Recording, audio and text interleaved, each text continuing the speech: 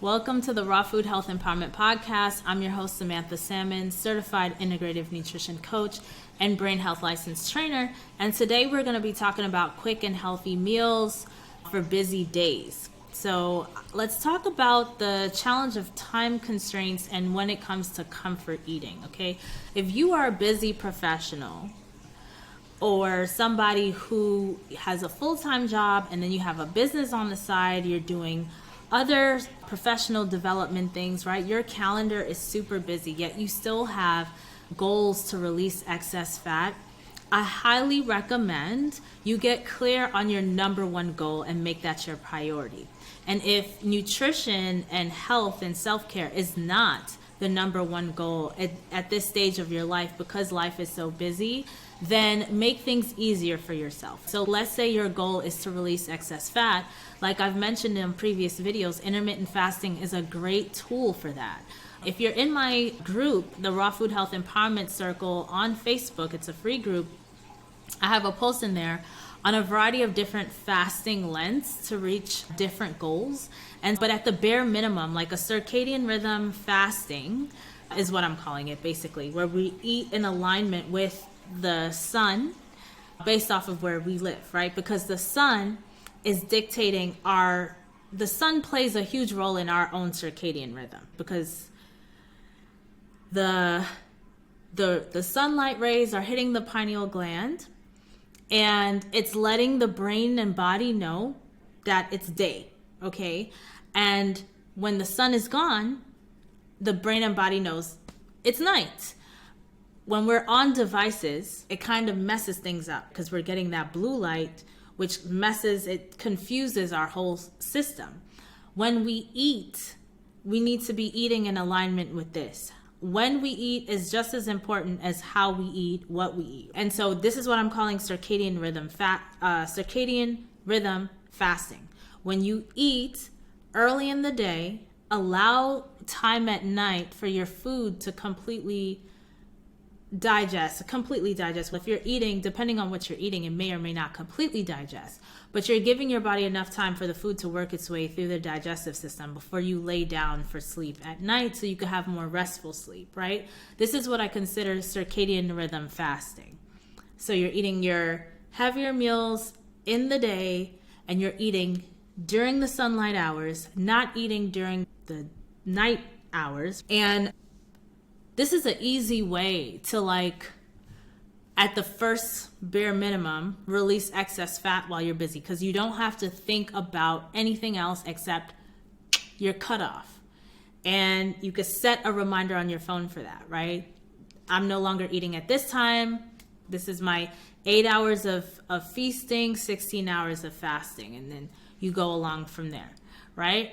Another technique is just eating as many cruciferous vegetables as possible, swapping out the grains for the greens, and specifically cruciferous greens, because cruciferous greens are going to allow you to feel more full and more satiated so that when it comes time for your fasting period, you are not starving, right? You feel full. Your body is still digesting that fiber. And then you just load up on your water during your fasting period, right? Because our body needs to be hydrated. Hydration is essential for the brain and the health of our kidneys. When it comes to comfort eating, I find comfort in eating foods, okay? But also non-food things. But in the beginning, food can be a good comfort, but you have to make smart choices with that and really be mindful. So if your thing is, okay, I'm stressed, so I need chips. What's in the chips? The chips is really like salt. So you want salt, in which case I would recommend you eat a whole meal, right? A full meal that's nicely seasoned with Celtic sea salt, with your coconut aminos, with your olives or artichokes, things that have a salty flavor. Maybe you do a nori wrap or something like that and eat a lot of it. Eat a huge portion, a big meal, so you're actually full and satiated. This will negate the need for constant snacking, right?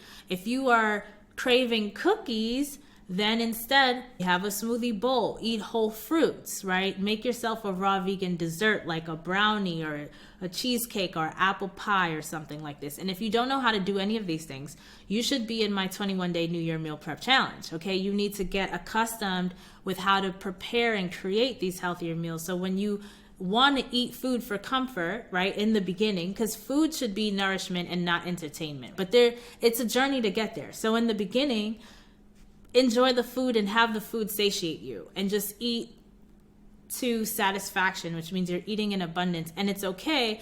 These foods are rich in water and fiber, so you will release the excess fat effortlessly. It's going to be quite easy for you and a fun ride because you're enjoying the foods that you're eating. You're not what they call white knuckling it, which you'll not see white knuckles here, but you're not going to push yourself through it. It's no determination or whatever. It's just, oh, okay, I have this craving and this is at home, because you're not bringing the unhealthy stuff home.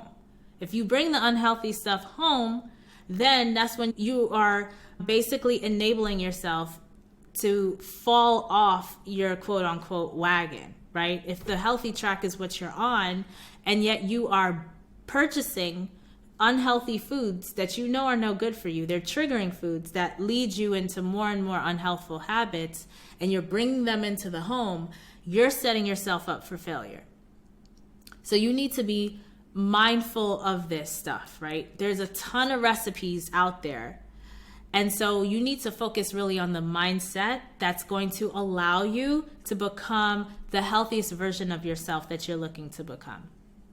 Now, when it comes to busy days, right, I think the easiest thing, if you're someone who tends to lean on sweets, like I said, those raw vegan desserts, you make it on the weekend and it lasts the entire week. You have something that you can just grab and go and eat, consume. Smoothies are quick and easy to make. Salads, I know people can sometimes get bored with salads, but I don't see how come. If you're in my 21-day New Year meal prep challenge, these folks are not getting bored with salads, because there's so much you can do with the dressing, right? There's so much you can do in dressings. You can batch prep. So you have that ready-made in advance.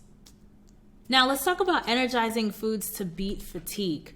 Raw foods are going to do that for you, right? Because starches tend to make us tired. I'm talking about grains, root vegetables. These things tend to make us really tired. Legumes can make us really tired, these cooked starches. But when you stick to raw foods, lots of water, right? This can be very energizing for us. Now, as you're planning your meals and embarking on this journey, keep all that stuff in mind. If you need accountability and support, then there's the 21-day New Year meal prep challenge, which we're probably wrapping up about now. But also I have my free group, the Raw Food Health Empowerment Circle, on Facebook. So you want to make sure you join us there for some support. And in order to get into the group, there is a questionnaire that you have to complete. Only if you complete that questionnaire or you're a paid client can you get into that group, right? We want to set realistic goals while we're on this health journey. And you probably already heard of SMART goals, but making the goals specific, measurable, achievable, relevant, time-bound goals will help to keep you on track. I know one of the earlier videos we talked about mapping out the life that you want for yourself, but you need to get really clear on what that looks like. It's not, oh, I just want to have, I don't know, what could the goal be? I want to be healthier. Okay, what does healthier look like for you? Healthier can look very different for different people. For me, healthier for me would look like stronger, more quality relationships, more deep friendships, more deep connections with people, real authentic connections. This is a health goal for me. And those more can get even more specific with an actual number. I want by the end of 2024, I have 3 new deep friendships that I can call, I can write their names, that these are people that I feel closer to, that I can talk to and call at any time, that, 12 months ago, we weren't there. This is very specific and it's measurable, because by the time I reach that time frame, because a SMART goal is time bound, by the time I reach that time frame of the 12 months, I'll be able to say yes or no to this thing. Did I achieve it or not? And make sure it is achievable, right? You don't want to have a goal that's just too far out, that when you don't get there, it's disappointing to you and it makes you not want to ever embark on the journey of SMART goal planning ever in the future again. So have it be somewhat realistic to you, where you are right now, what makes sense right now. So some folks have a goal of they want to be like, let's say, raw, but they are not even vegan yet. They haven't gotten off chicken yet. Being 100% raw and you're still eating chicken might not be a realistic time frame to be raw in 3 weeks. You know what I'm saying? Dependent on the mindset, which is why it's very specific to the person. I've seen a lot of people think they want to be 100% raw, but then they end up staying with the cooked, but they're able to go vegan. And folks who can do a quick turnaround. Me personally, when I decided to go vegan, it was a 2-week period of vegetarianism where I just allowed myself the opportunity to do maybe a cheese pizza or something like this. But it was like a 2-week period, because really I wasn't into cheese and eggs like that. I wasn't a fan of eggs as a child, but I did make baked goods using eggs. At that time when I was in this transition, I wasn't baking at all. So it wasn't an issue for me to not do eggs. And with dairy, pizza was the thing. Cheese, I didn't like cheese, but I liked mozzarella. I liked pizza. I ate a lot of pizza as a child. And so that 2-week time frame of just allowing myself that, and then I was vegan ever since. After that, haven't looked back, haven't missed anything, because my mind was already made up. I was already convinced this was the best thing for me, my health, and my longevity, to avoid the pain and suffering I watched my grandma go through. Also for me to be prouder of myself. There was a particular comment that was made by a woman that really triggered me and pushed me into that mindset of, no, this is my new identity, veganism. This is my new identity. And all of these things made it very easy for me to do a quick transition. But some people aren't there. Some people, they have the notion like, yeah, this is horrible what we're doing to the animals, but I still like to eat it. I still like the taste of it. And all these greens don't taste good. Like, the taste thing is a journey. It's a transition. But you have to be open to it. Find the joy in it. If you start off this whole, with the mindset, this whole process is going to be miserable. I don't even want to try. I think that's nasty. You're like, you already put up a wall to trying new things. And I understand, because I was like that as a child, okay? There are adults like this right now, but I was like that as a child, where I just swore I wouldn't like it. Avocados, I swore I wouldn't like. All the leafy green vegetables, I swore I wouldn't like. Water, I actually tried and knew I didn't like it. But in college, I pushed myself to get into the habit of drinking it, because I knew I didn't like it. But in pushing myself and coming up with a game plan to get myself to drink more water, because I felt like it was important for me to do, I thought it would be very helpful for my skin and how I looked, and possibly even my energy levels. But I remember being really impressed with a friend of mine who had really clear skin, and she didn't drink water. But I thought the only way that I could get to clear skin was water. And so I had a plan. I was away from the home a lot because I commuted to NYU, back to Queens Village. For anybody who's familiar, it's a long trek. And so I spent most of my days on campus, downtown, not downtown, but in Greenwich Village in Manhattan. Since I was away from the home for long stretches of time and at home for short periods of time, my game plan was drink water when I'm outside the home, and I could drink whatever I want when I'm inside the home. That's the compromise I made with myself. That helped me to then develop a taste for water. I started to actually like the taste of water.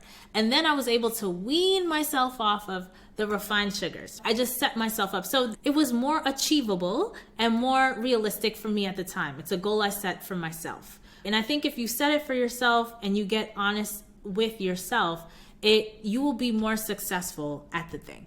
So anyway, I hope this video has been helpful. I would love to hear in the comments below what ahas and insights have come to you over the past few videos we've done this month, and how are you progressing on your health goals for 2024? I can't wait to read your comments below.